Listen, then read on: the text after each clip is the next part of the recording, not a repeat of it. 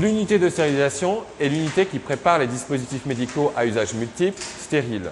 Son activité dépend essentiellement de l'activité du bloc opératoire. La stérilisation de l'hôpital de Rambouillet est récente puisqu'elle a pris possession de ces nouveaux locaux en novembre 2006. Ces locaux respectent les bonnes pratiques de pharmacie hospitalière. Les opérations liées à la stérilisation sont constituées de plusieurs étapes, d'étapes préalables et d'autre part d'étapes réalisées au sein même de notre unité. L'étape préalable, réalisée au plus près de l'acte médical ou de l'acte chirurgical, est appelée étape de pré-désinfection. Elle a lieu dans les services de soins ou au bloc opératoire. Elle vise principalement à réduire les contaminations microbiennes, chimiques, particulaires, ainsi que les substances pyrogènes.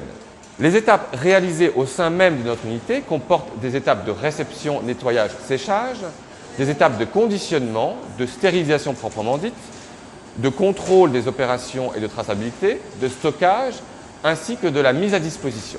Les exigences réglementaires actuelles contribuent à une forte spécialisation du personnel évoluant en stérilisation.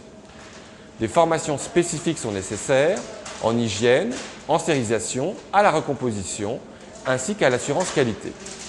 L'intervention de différents acteurs en stérilisation, notamment le personnel biomédical, le personnel spécialisé dans la gestion des risques infectieux, hygiéniste, ainsi que la présence d'un responsable assurance qualité pharmacien, a pour conséquence la concentration des moyens et des compétences entre établissements. Bonjour. La maîtrise du risque infectieux nosocomial à l'hôpital a incité les professionnels de santé à utiliser le plus souvent possible des dispositifs médicaux à usage unique. Certains dispositifs médicaux, très coûteux, ne peuvent être à usage unique. Il est donc nécessaire de les stériliser entre deux utilisations afin d'éviter toute transmission de micro-organismes entre deux patients.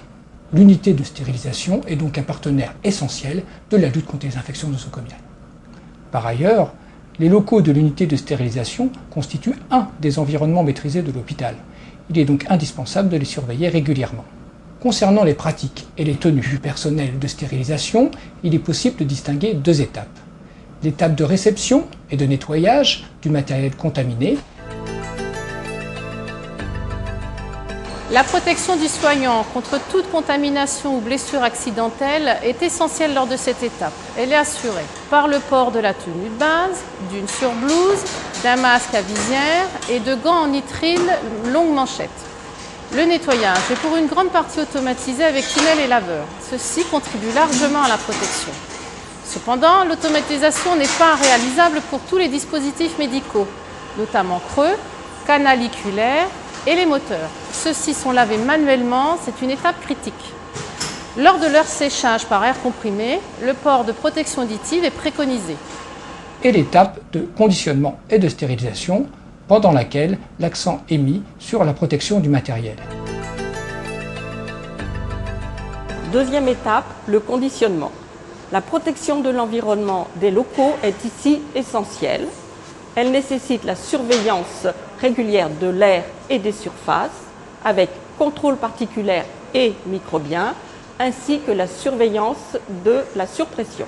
L'hygiène du personnel est ici exigée, notamment le port de bijoux, principalement au niveau des mains et des poignets, est interdit.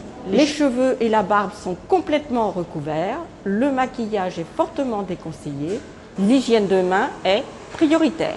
La maîtrise du risque infectieux lié à l'utilisation de dispositifs médicaux restérilisables est un bon exemple de collaboration entre différents acteurs.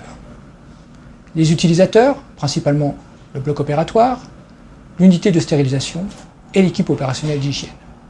De la qualité de cette chaîne dépendra l'efficacité et la sécurité de la fonction stérilisation dans les établissements de santé.